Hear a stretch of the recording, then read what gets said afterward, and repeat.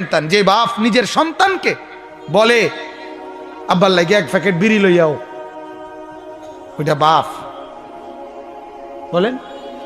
ওইটা বাপ? আপনি তো বাপ না হলেই ভালো ছিল।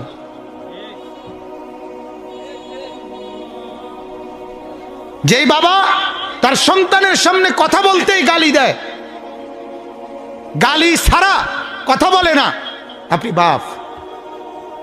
আপনি আপনার সন্তানের বাবা না হলেই তো ভালো ছিল। আপনি তো আপনার সন্তানকে সম্পূর্ণভাবে বদ আখলাক বানায় দিন। এই জন্য আমি দিবানিশি বলি বাজান,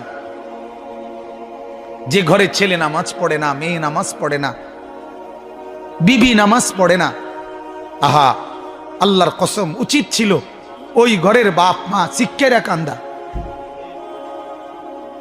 ওই ঘরে কান্নার রোল পড়ার কথা ছিল, ওই বাবার চোখে পানি ঝরার কথা ছিল, ওই মা চিৎকার করে কাঁদার কথা ছিল।